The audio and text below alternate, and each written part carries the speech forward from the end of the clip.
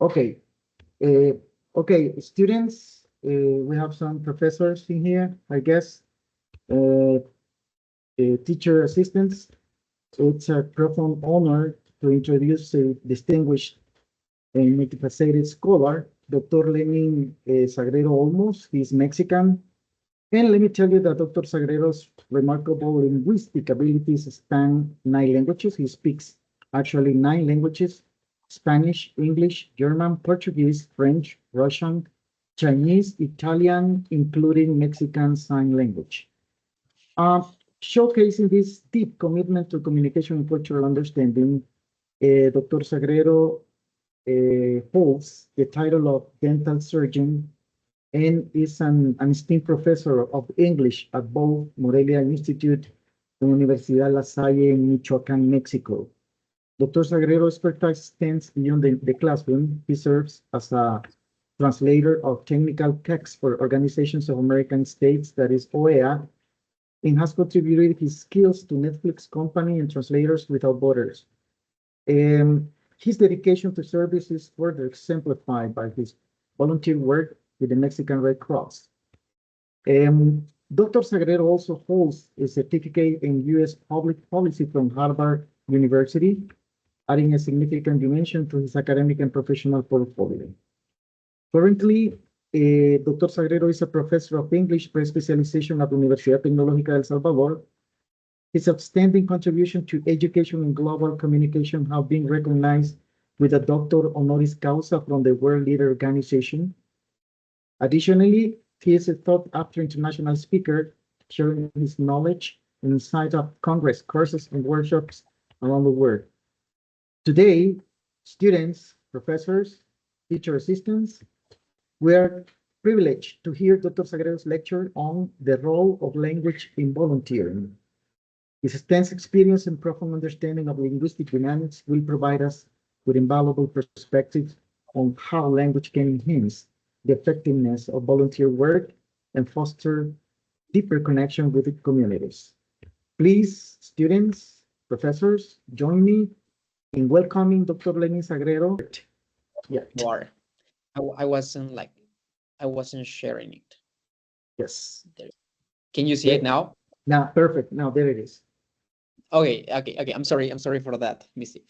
Okay, yeah. As I was telling you, I started volunteering when I was like 16, 17 years old. And I've been doing this activity for many years. And this has given me a lot of things, a lot of rewards in different aspects of my life. But volunteering is defined as a contribution, contribution that we give to some people, to some organizations, but we contribute in time, effort, and of course in talent.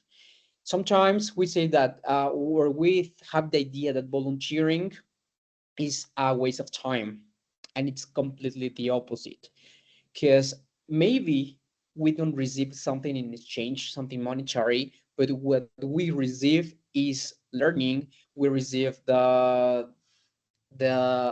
things that people can give us, their time, experiences, and many other things. So volunteering is about the contribution we can help, in which we can do different activities in different fields. We can use our skills, our knowledge, and, as I already told you, our experience. So volunteering around the world has different advantages. I don't know, maybe if you have already had the opportunity or the chance to practice volunteering, maybe in your community, in your school, in your town. But this has a lot of advantages. No, the first of them is that connects you with other people around the globe. There are many programs. The United Nations, for example, this organization that I belong to, has different programs in which you can join them, and you can meet people from other countries, from other cultures, and this is something really rewarding, because you connect with them, but they also teach you as many things as you don't have an idea with. So this experience, this advantage of connecting with other people, make you gain confidence. How? In many different ways. For example, maybe if you are an introvert person, with volunteering, with connecting, with gathering with other people can enrich yourself in confidence. You can also be part of a community, of a family, of a group of people. So this can teach you the way they live, their customs, the way they dress, and many other aspects. You can also learn new skills and, of course, have fun. So these are just some of the advantages that volunteering can give yourself. If you haven't had the opportunity to do it, so I highly recommend you, because this will change the way you see your life. Maybe if you are in your 20s, in your 30s, I don't know how you are, but it's never too late to start practicing this activity. So here are some pictures of myself. As already told you, I've had the opportunity to practice volunteering in different organizations, different institutions, and the pictures that I have here is myself as a paramedic in the Mexican Red Cross. This activity has given me as many things as I never imagined in my life. Why? Because being with people in their last minutes of their lives, with people in their first minutes of their lives is something that we as paramedics have. And you can see many things. You can see either bad or good things in an ambulance, but helping the other, helping people, helping your family, your friends, your colleagues is something rewarding. And what's our compensation? Just a thank you. You saved my life. So I started volunteering in other areas, but the part that I've volunteered the most is in this area. I love the pre-hospital field. I've taken and I've dedicated many years of my life in preparing myself, in taking certifications, in working with patients, and I've traded and I've helped as many people as I never imagined. Sometimes when you get into an ambulance, you never know what you're gonna expect. You never know what you're gonna have during that day. So we have to be ready for many things that can happen. Either, as I told you, either good things or bad things. Unfortunately, the majority of them are bad things. No, because people need ambulances when they have an emergency.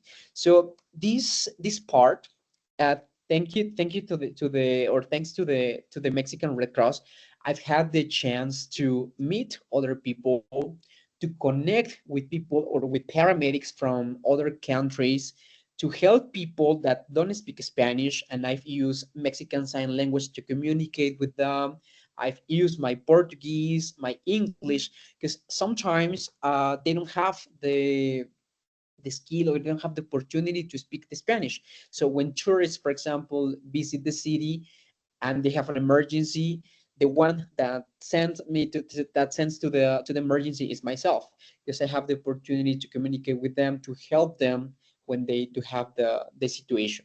So another section or another area that I've dedicated myself for a while is the United Nations. This organization is really immense. You don't have an idea how big it is. Sometimes we have a different perspective of the United Nations because we are not part of it. We are not inside of it. We just see one side of the box. However, this organization has different programs that that each program or these different areas are helping different in different situations around the globe. Sometimes we say, hey, the United Nations is not doing anything for the situation because I don't see that. But in the real or the other side of this organization is contributing in different or in other perspectives, other fields that maybe are not published in the social media, that maybe they are not well known. So working with the United Nations has enriched myself as well as the Mexican Red Cross. In this area, I work as a translator, and I want to tell you that the United Nations has 6 official languages. Uh-huh. English, Chinese, Russian, Arabic, and French. French, and I'm forgetting one that is Spanish. So these are the official languages of the United Nations, and each area, each language has different translators that are dedicated to conveying messages, conveying manuscripts, translating different official documents that are presented in different cases, in different countries, in different meetings. So this this area, this organization has contributed in 2 things, in volunteering and in practicing my languages, because I have the opportunity to communicate with colleagues that maybe they don't speak Spanish, but they speak Chinese, or they do speak Russian or French. And that has given me the opportunity to practice and to continuously use my languages. So here I have the question that says, is there a relationship with languages? Of course.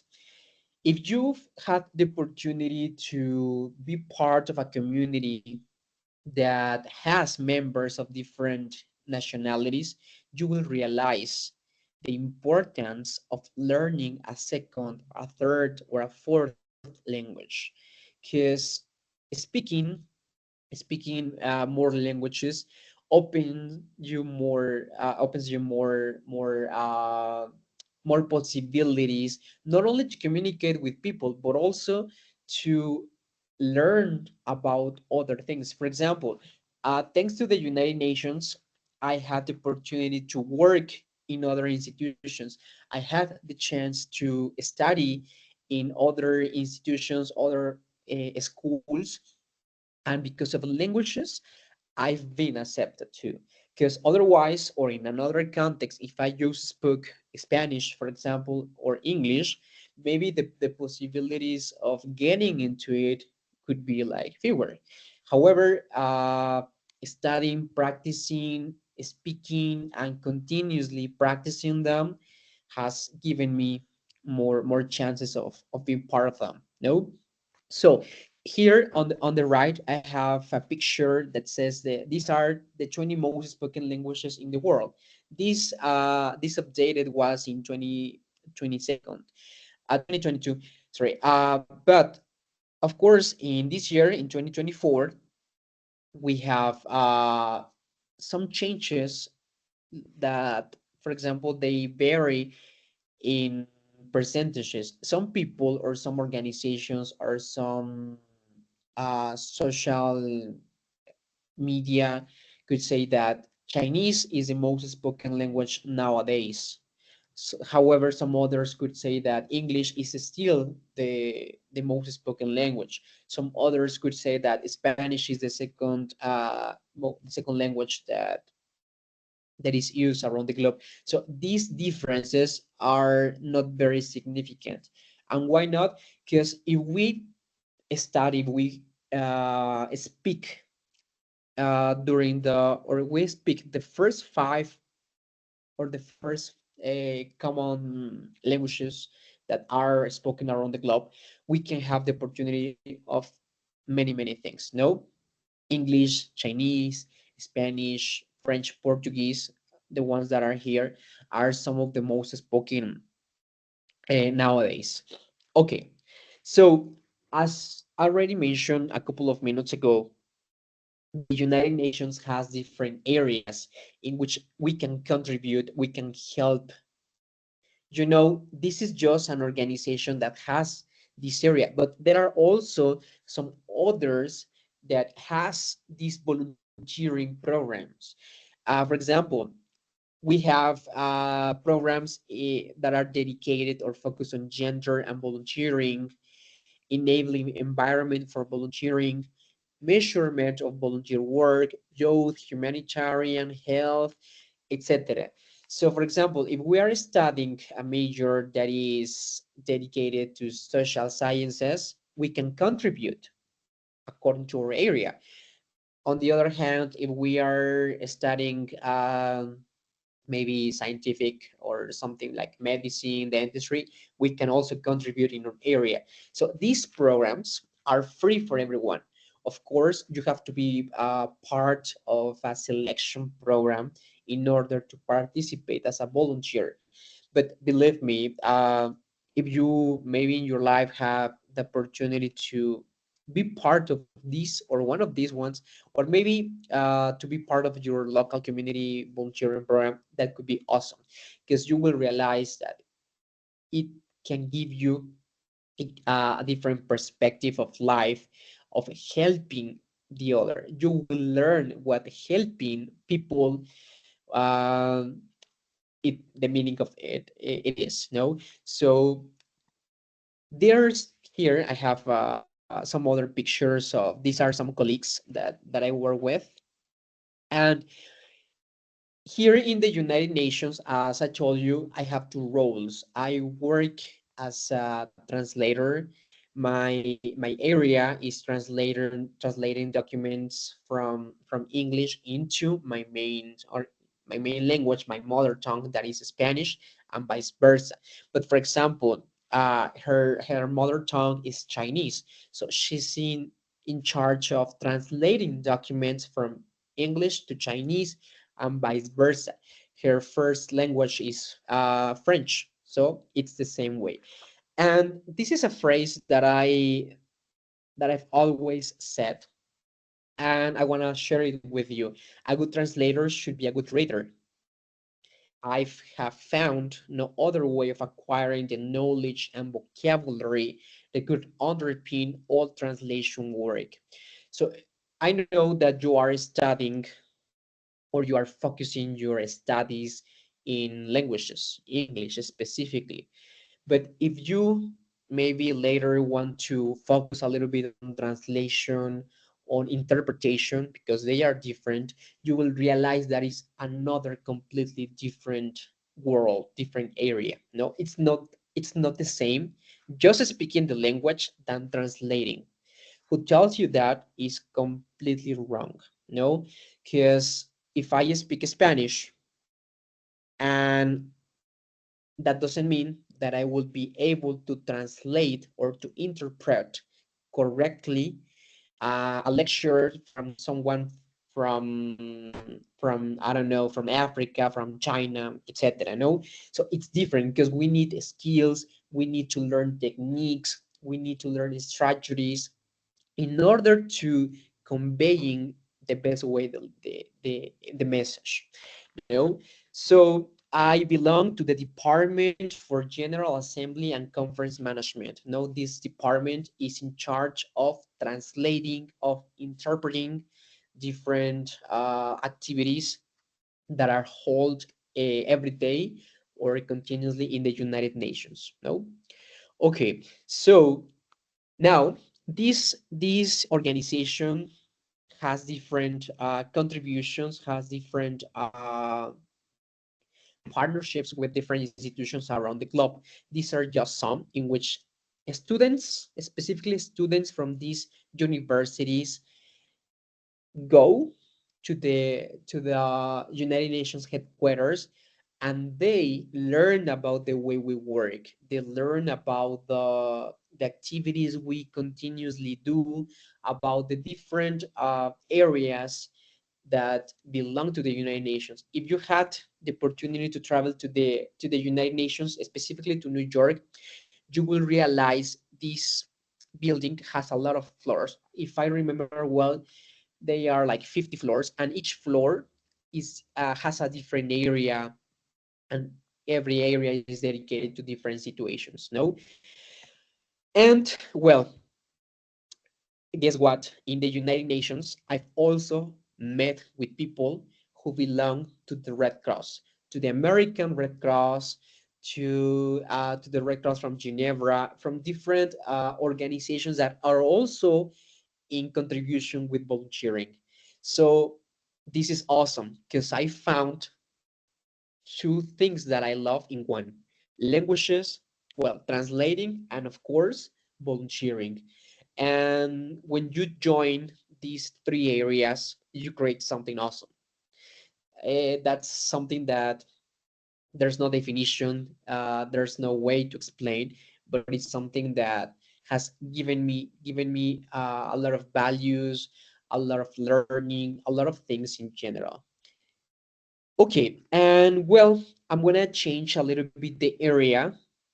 I want to tell you a little bit about the Mexican Red Cross. I don't know if you have heard of it. I don't know if you know what we do, what we dedicate to, but the Red Cross in general, or specifically the Mexican Red Cross, has different areas. We are not just paramedics. We are not just in case of emergency. We also have humanitarian areas. For example, when there are hurricanes, when there are floodings or different natural disasters, the Red Cross is in charge of taking medication, taking food, taking clothes to people who are in danger during that situation. So this is something what completely voluntary. Yeah, we don't receive something in exchange. We just receive the thanks from people who helped. No, and you will say, hey, why do you belong to the Mexican Red Cross if you don't receive something monetary in exchange? No, once you are part of this organization or any organization that dedicates to volunteering, you will realize what you can learn, and not everything is monetary. You will realize that there are more meaningful things you get than than the monetary area. Of course, it is also important, no? But if you dedicate maybe, for example, 1 day of your week, if you dedicate, I don't know, 3 hours, 4 hours in helping, in teaching what you know, that's volunteering.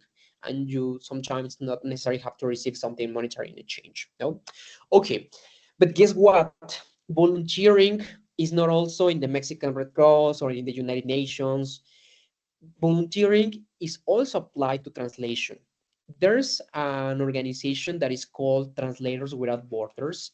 If you Google it, you're going to find a lot of information about it. Translators Without Borders, as the name says, we are a group of many translators from different parts of the globe. And we don't receive a monetary compensation in this way. We just help translating documents, translating videos, translating brochures or different kinds of material that will be published, will be given to people who are in a situation and they don't have the possibility to speak English or to speak another language. So Translators Without Borders is a global community that is of over around 100,000 members helping people. No, how? Giving them vital information, not mattering what the language they speak. And we translate, as I told you, more than 10 million words per year for nonprofit organizations. And we have different areas. For example, in my case, I am a paramedic and I am a little bit like guided to the medicine, to this health area. So my vocabulary, my techniques are immense in this area. So that means that if I want to volunteer, if I want to participate in volunteering, I will dedicate my participation in translating in the health area. No, for example, crisis response, or maybe translating a medical prescription, translating, I don't know, the indications, contraindications, medical effects of certain certain medication. So in that way, I am contributing not only in language but also in my area. No, on the other hand, if you tell me, hey, you know what, Lenin, I need you to help me to translate this legal document. Oh my God, that would be a really challenge for me because I'm not really into the vocabulary, into the terminology that legal or, for example, lawyers use in their day by day. No, so translating has different areas, as I told you, and you can dedicate to the area that you feel the most comfortable with. The work of Translators Without Borders, as I told you, we provide translations. We also build capacity because we also train other translators. I've been, for example, I can tell you that I've worked as a translator for more than 7 years. So I have the ability, or I learned how to teach other new translators. Hey, you know what? Use this tip, change this strategy. Don't use this word. Don't translate literal. This technique can help you, etc. No, and of course, we raise awareness of why language matters in humanitarian work. No, so translating, volunteering, helping people have something in common. No. And well, for example, here are some colleagues. They are translators. For example, Ala Amro, she's part of the rapid response team. No, and she says, many refugees panic because they have been displaced. So it's very important for them to understand directions to places they need to go for help and other practical information. For example, Eric, he's a French translator. He translates from French into English and German. And he says, thanks to TWB, I have become more interested in situations that are not widely reported in the news. Sheena, she's part of the applications assistant team. And she says that TWV is an organization that I admired since I first learned about it a few years ago. Being able to volunteer and work towards its mission is incredibly rewarding to me. And Carol is part of the Arabic Rapid Response Team. Communication is a key and crucial element in any humanitarian crisis. One word in the right language could make a significant difference and save people's lives. Now, these are just some reviews, some comments they give. No, they and in which they explain why volunteering, why translation is very, very important. No, okay, these are just a couple of questions or requests or statements. Hey, boil the water for safe drinking. Do you need a doctor? How can I help you? What is your name? In magic, that basic phrases can change and save lives in a humanitarian emergency. Imagine translating these questions into English. Well, sorry, they are in English, but translating them into Spanish, into German, Portuguese, sign language, and many other languages. And the objective is what? To eliminate the language barriers that can impede vital relief and efforts. Okay, we have a perspective that maybe, for example, in our country nowadays is not happening anything.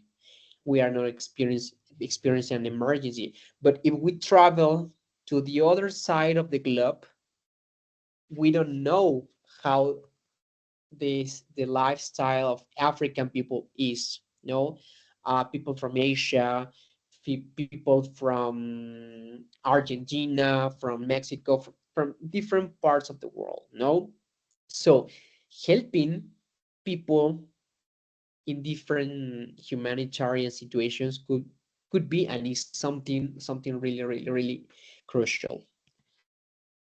These are just some examples of different situations in which language is really important. Now, for example, crisis from the West Africa Ebola outbreak in 2014. No, the 2015 Nepal earthquake, hurricanes in the United States, uh, helping or in which the situation that refugees had during 2015 in Greece. So we are never exempt of experiencing something like this. And then we have the opportunity to help with language, with volunteering, with taking medication, with taking I don't know, clothing, food is something that can change or can improve their lives. No? Okay, very good. So far I've talked about the Mexican Red Cross, Translators Without Borders, and the United Nations. However, there's another area in which I also dedicate part of my life. No, I love translating. I also studied to be a translator and an interpreter. And guess what? I've had the opportunity to work with the talks, to be a volunteer in this organization that contributes a lot. Maybe in your school, in your university, had the opportunity to watch some of these lectures that are given by different people in different areas. So being part of the talks um, has helped me to practice my translating skills, to practice my languages, and also to meet people from around the globe. Look, this was a meeting that we have a couple of years, no, a couple of months ago, and we were here talking about different ways of how we can improve. Look, all the faces, no, they are from different countries. Their mother tongue is completely different. So we were trying to meet each other, of course, but we were conveying, we were creating strategies how we can improve, how we can translate in a better way. So translation, volunteering gives you a lot. And well, maybe you don't know, or maybe you do, but the talks has also different areas. No, we can find lectures, we can find podcasts, we can find documentals from different areas: medicine, technology, mathematics, business, art, etc. And what's the advantage of watching these lectures? That we have the opportunity to use closed caption, to use subtitles, to listen in another language. And guess what? Those closed caption, those subtitles are not generated automatically. Those are generated by us. So you can be sure, you can feel confident that the material you are reading is completely trustable. Because let me tell you, in order to translate or to subtitle a lecture, goes or undergoes to a process. It's not just translating using Google Translator to the no. There are different phases, different stages uh, that are part of this process. So we receive the material, we accept the material, and we have some time, some days to work with it. Once we are done with the translation, once we are done with the transcription, we send it to another translator. The second translator will be in charge of reviewing, revising, or translation. And hey, Lenin, don't translate this, or don't use this word, or change this terminology, etc. So they give us, because that's really rewarding, because there are many circumstances, many situations in which we think that we translated the material correctly. However, in some situations that cannot be. We can make mistakes, we can skip important details, punctuation details, and many other things. So that's really, really a really powerful tool that you can start using if you love translating, if you love languages, if you love volunteering. This could be awesome for you. Well, TED Talks or TED has different programs. TEDx, TED Fellows, TED Institute, TED at Work, TED Speakers, TED courses, different areas. No, what's the objective or what's the advantage? We can use many languages, many languages. We can practice English, French, Portuguese. If you are studying a second language or a third language, that could be awesome. Okay, and here I have a question for you. Are languages easy to learn? Maybe you can say, hey, yes. No, learning English is a piece of cake. Or learning French or Portuguese is something really easy. It depends on many circumstances, no? Grammar, vocabulary, pronunciation. But the key, the key of learning languages is how much time we dedicate to learning language, how much time we dedicate um, in practicing, and how much time we dedicate in being exposed to the language. Because I've had many students in these years, and they say, hey, I want to teacher, I want to learn French, but I just study French during the class. Guess what? Maybe you can learn it or you are going to learn it, but in how many years? But what about if I want to learn French, but I study it every day? That would make the difference. So the time that we are exposed to the language will make the difference. Of course, there are some easy languages, but there are some others that are a little bit more difficult. For example, no, look at this meme. We have Spanish, we have English, we have Italian, and we have German. No, so these are just some examples in which we can realize that some languages are difficult because of their extents, because they are extents because of their pronunciation or because of their handwriting. Many different aspects that are involved here. Okay, but what's going to happen with languages? Are they going to be important? What's going to be the most spoken language in the next year, in the next 10 years? What's the future of languages? No? Uh, well, let me tell you that I found this information that says what are likely to be the top 5 languages in 2050. No, according to this picture, they say that Chinese, Hindi, Spanish, Arabic, and English will be the most spoken languages by that time. No, but this can change. This can suffer changes, and we can also have other languages. For example, I remember that when I was studying English many years ago, there was the intention of creating a global language, Esperanto. No, Esperanto was or had the idea to be the most spoken and to be the official language around the globe. But this was composed, or this is composed by different languages. Okay, from Spanish, from Italian, from German, from Chinese, and it was like a mixture of many languages. But guess what? There was no culture that supported the language.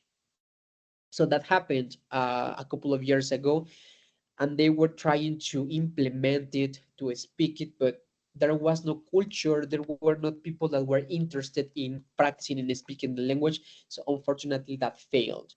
There are some people, yes, I don't say that no, they speak Esperanto, but it's not nowadays that what it was expected a couple of years ago. No, so this is something that I was telling you. How long does it take to learn a new language?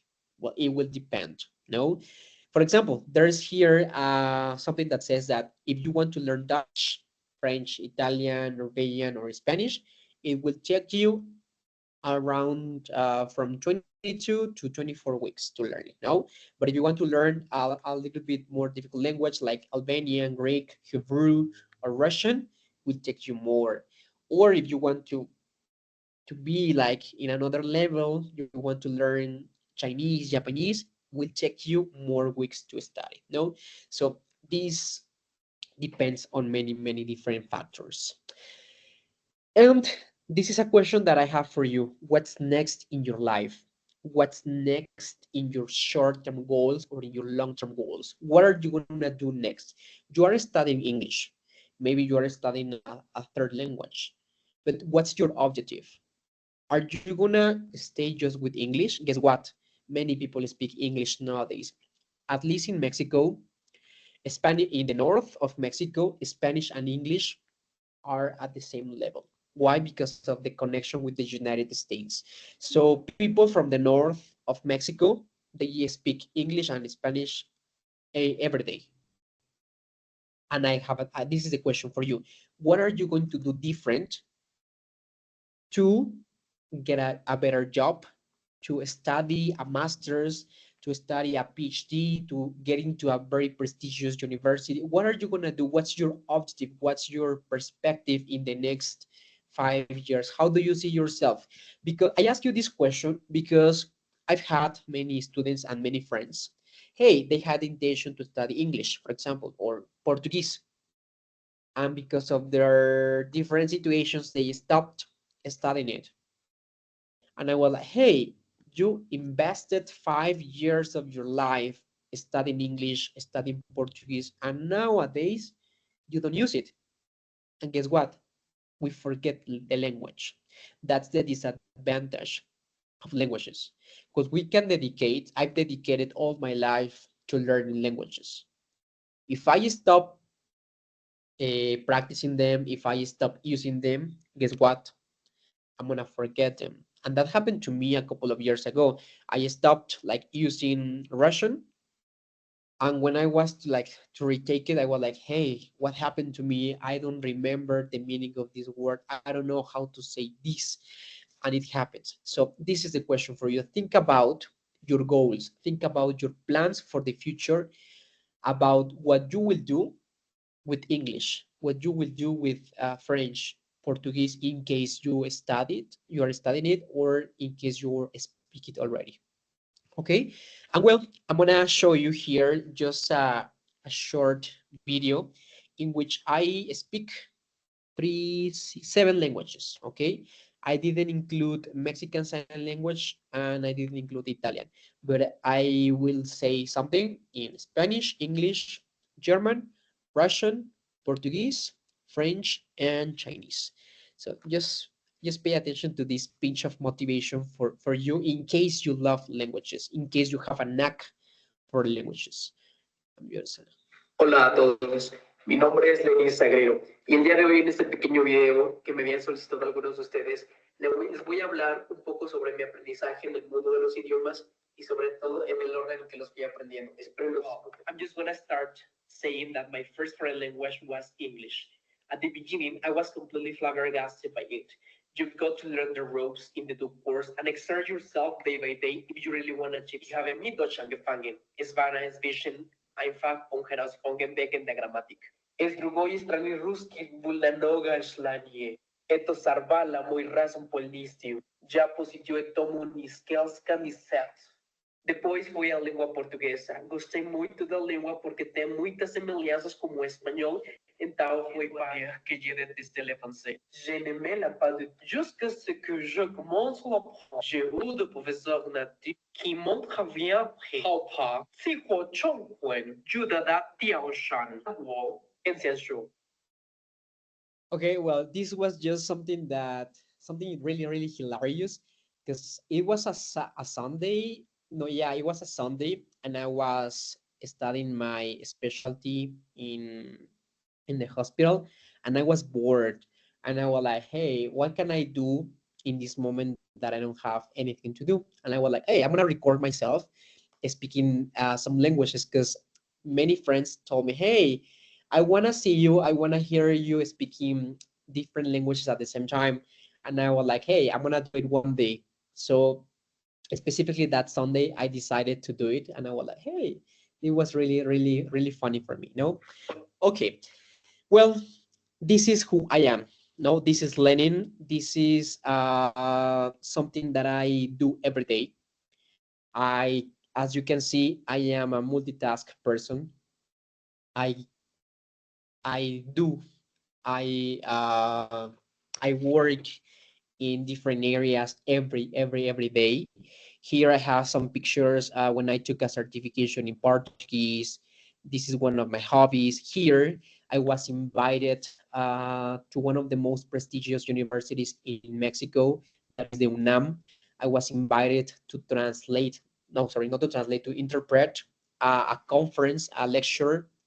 The speaker was from Australia. I don't remember if the speaker was from Australia or from Israel. But he was speaking English and he was giving a lecture about physics. And I was like, oh my God, physics is something that I not really immersed in the terminology, in the vocabulary. And it was a really challenge for me. Well, I had the opportunity to be the translator, the interpreter for that time. Here, I've also had the opportunity to be a voiceover, to record different spots that are published in the television, in the radio. Here, I was working with a patient. This is myself working as a paramedic. Here, this is another perspective of myself working as an oral pathologist. This is another hobby, swimming, etc. No, so these are different areas in which I dedicate my time every day. And you're gonna say, and this is something that many people tell me, hey, when do you sleep? When do you see your friends? There's time for everything. Believe me, if you have a really good organization, if you have really of well defined your goals, your short-term goals, your long-term goals, you know what you will do. No, this is something that I'm not forced to. This is something that I love doing. No, helping, working as a volunteer, working with patients, being in the ambulance, swimming, listening to music are activities that are part of my day to day. No, yesterday, for example, I was working in the ambulance. I was working with some patients, and today I am giving this lecture to you. Later, I will go to the gym and do some exercise. So if you organize yourself, if you organize your routine, believe me, there's time for everything. Okay. And I want to tell you, I want to share with you this phrase that is related to languages. Nunca podrás entender un idioma hasta que entiendas al menos dos. And this is something important and something true. Because if you just speak Spanish, you have a very narrow perspective of life. But if you speak two languages, three languages, four languages, and you learn the culture of that language, you will say, oh my God, wow. And you are going to be able to travel to other countries, to learn about other cultures, to meet new people, and many things. So languages, believe me that nowadays or so far, speaking languages has given me many opportunities in my life. And well, just another area that I prepared this presentation for is this. No, I want to tell you something, and I want to be clear. I'm not promoting anything. I don't work for this company or for this organization. No, I just want to tell you that AGZUP is a program that is used to work with subtitles, to use with closed caption. No, it's very easy. It's very practical to use. And when I was studying to be a translator, this was a program that I used. I was trained to work with this program because I told you it's very practical. So in translation, there are many areas. And one area is audiovisual translation. That's one of my specialties, audiovisual translation. So I decided to follow that path in the translation area, and I started studying it. I started taking certifications. Then I applied to be part of different organizations, different companies, such as Netflix, HBO Max, Amazon, Disney Plus, and that opened me, of course, more doors. Languages, working, translation. It's a really good combination. No, so these are just some material, some series that I've had the opportunity to work with. Fantastic Fungi, Perfect Match, and these are some others. No, some movies, some documentals, some series that I've also had the opportunity to work with. No, so guess what? I wouldn't be able to be here if I didn't speak the languages. If I just spoke English, maybe, but what about French, Portuguese, Chinese, Russian? So believe me that languages will change the way you see life, the way you will face different situations in your life.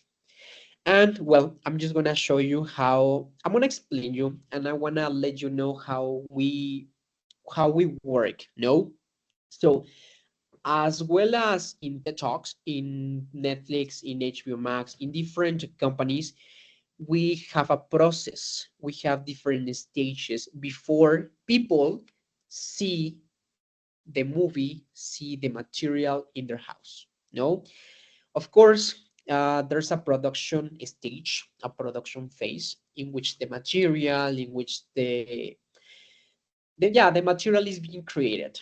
Once the material is created, is sent to us. No, we are in charge of translating, of subtitling, or dubbing the material, but we have to be careful with some terminology. We have to be careful with some words that cannot be shown. For example, it's not going to be the same vocabulary uh, for a teenager that for a child. No, the language is going to be different, so that's also part of the process that we have. No, and this is just something that I want to show you. It's part of a series. Maybe you will identify it, but just watch it very fast. Smoke inhalation burns. And they got nowhere else to go.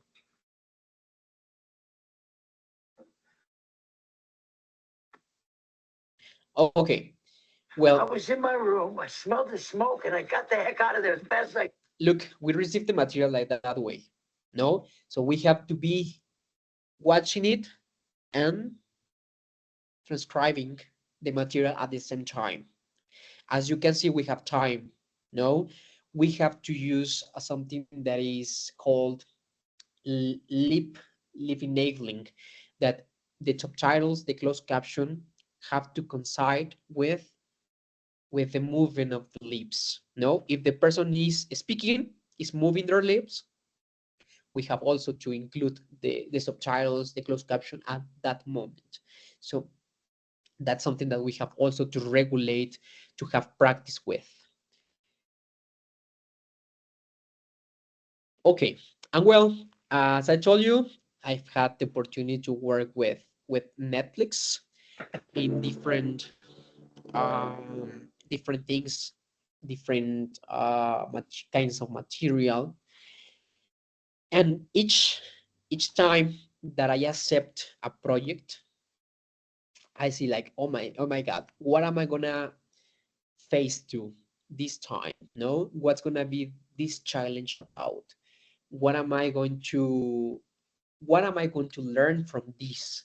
No, because it's not just working for working, it's what you are going to learn from here, what you will know, what you will meet, and many things. No, okay, and well, I'm just about to sum up my lecture of today. I'm gonna show you, and here I have two pictures that I always love showing people, specifically from other countries, from other states. These are just pictures of my city. No, Morelia. Morelia is located in Michoacan. Michoacan is the state, and here in Mexico, it's a colonial city. When people visit Morelia, they say, "Hey, is this Mexico? Because this looks like Europe, like Spain. And guess what? No, it's Mexico. We have a very, very beautiful, astonishing cathedral. That is the main cathedral here in the center of the city. There are different squares, different restaurants, many different monuments to visit. And Morelia is a colonial city. I love it. Every time that I travel to other places, I miss the food, I miss the weather, because Morelia has a very beautiful weather.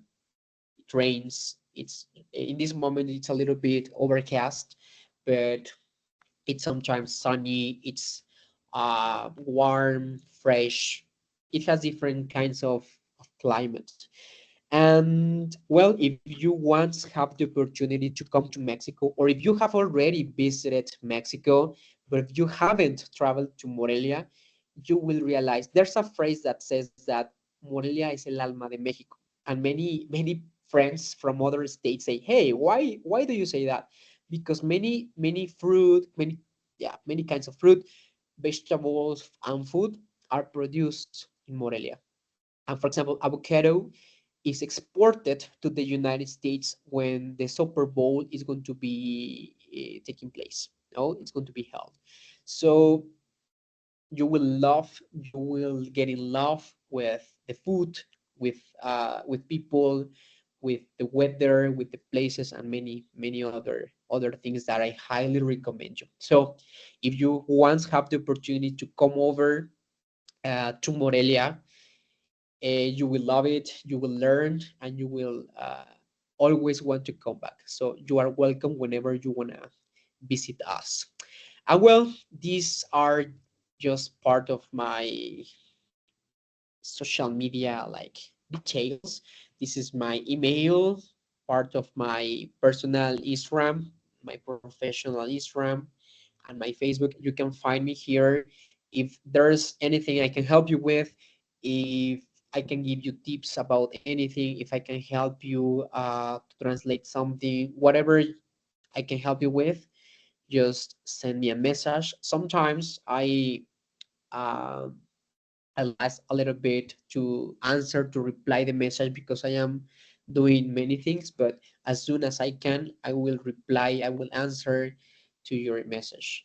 So that will be all for today. I don't know if you do have any questions, any doubts, any comments, something that I can help you, something that I can answer. Feel free to ask them to me now. So I don't Okay. know. Yes. Thank you, Dr. Sagrero Olmos. So we're gonna leave this space in case you have questions, my friends. So if you have a question, please, I want you to feel free and open your microphone, please, or you can raise your hand. So let's start with Andrea, Andreita Hernandez. Go ahead, please. Hello, good morning. Hello, I good have a morning. question for you. Sure. What is your favorite language? Spanish. Spanish. And it's not because it's my mother tongue. That's something that I've analyzed many times. I've analyzed grammar, vocabulary, pronunciation, the level of difficulty, and I've decided that it's Spanish. Um, of course, Spanish has a relationship with um, Mhm. Latin, with Portuguese, with Italian, but my favorite language is definitely Spanish. If I had the opportunity to choose my mother tongue, I would say that Spanish could be that. Yeah, Thank you. you're welcome. Okay, Elias, please open your microphone. Go ahead. Okay, hi, nice to meet you. Hello, nice to My meet question you. is, what do you think? What is the easier way um to learn so many English like you? What is the Okay, easier way? that's a really good question and really interesting. I'm gonna tell you the truth, and I'm not gonna tell you something that I'm gonna show you off. I have two cell phones, two computers, one tablet. One of my cell phones is in English. The The other cell phone is in Portuguese. My computer is in French. The other one is in Russian. The tablet is in Portuguese. And you're gonna say, why? Because sometimes, unfortunately, I don't have the time to sit down and to study, to review my books for 10 minutes, for 20 minutes, because I have other activities. However, if the cell phone is something that I use every day, if the computer is something that I use continuously, that's the only way that I found. That's the way that has helped me to continuously be in contact with the languages. Sometimes I gather or I send messages to my colleagues.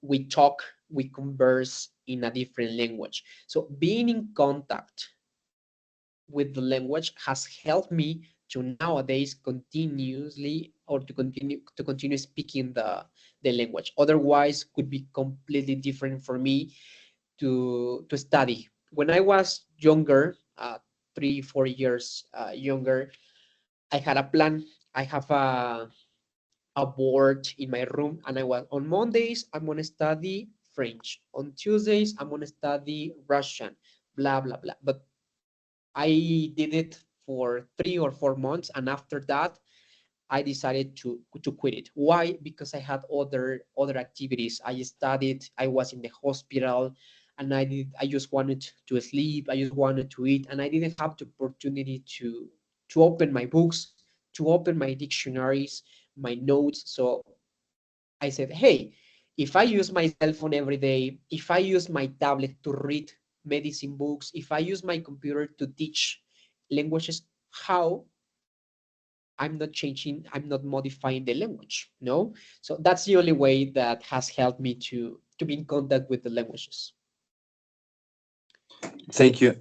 Okay, I thank have you. a little quickly question. Other, Okay. I saw that you work with Netflix. Have you Yeah. ever make dubbing for some character? Okay, dubbing. Well, that's something important. Mm, we in Netflix, we are just in charge of translating. We don't speak. There's another area that they are actors. They studied to be a voice actor. So I've never had the opportunity to dub a character in Netflix or in another company, but I also studied to be a dubber. I also studied to be a voiceover. So I just studied, but I've never dedicated to it. No, because it takes you time. We need equipment. We need many things. But I would like to do it maybe in the future. No, if I have the opportunity to do it maybe in a couple of years, I will definitely say yes. I accept to be the voice of this character. But basically, or in this moment, I'm just focused in translating. Okay, everything is in the computer, not like using my voice yet. Yep. Thank you. Okay, Yep. thank you, Dr. Kevin. Open your microphone, please. Hello. Hello. I have a question. I Yep. mean, I've heard a lot of people saying Spanish is the most difficult language, so I want to know if you think the same. It's not the most difficult language. It is one of the most difficult, but it's not the most. I've investigated, I've spoken, and I've studied, I've talked, and I've used many different ways to identify what's the most difficult language in the world. And I've concluded, according to my investigations, according to my research, that is Arabic. Why Arabic? First of all, because in Arabic, we use a completely different order of writing. It's completely the opposite. Okay, that's one. Second, the, the handwriting is completely different. Third, in the pronunciation, there are different variants. So according to the area in which you live, if you live in the north, in the south, in the west, in the east, the pronunciation, the terminology is different. So I've concluded that Arabic is the most difficult language so far for those aspects. Interesting. Thank you. Thank you. Yeah. Okay, Welcome. thank you, Kevin. Reina, I think your hand was up, but you put it down. Would you like to ask something, Reina? Hello, Yep. Reina? No? Okay, guys, do you have any other question? More questions about that? No more questions? No? Okay. Okay, I think they don't have more questions. Okay, just I'd like to say thank you, Dr. Sagrero, for your lecture, for the important and valuable information you have shared with these participants, with the students. Most of them are from the reading conversation one course. By the way, my friends, we have a test after this one, so please try to log in the virtual room because you are going to attempt it in a few minutes. But before we do that, I just would like to say thank you very much, Dr. Sagrero, for your important information you have shared with all of us. And my friends, we will say bye-bye to Dr. Sagrero, putting the hands together, please. So I want you to use the emojis, please, and I want you to say thank you, goodbye to Dr. Sagrero Olmos. We really appreciate your support, Dr. Sagrero, and I think we're going to be in touch very soon. And we hope to see you here in El Salvador. Yes. That'll be great. Thank you so much for the invitation, and I do really appreciate it. So thank you. Okay. Thank you very much. Okay. Bye.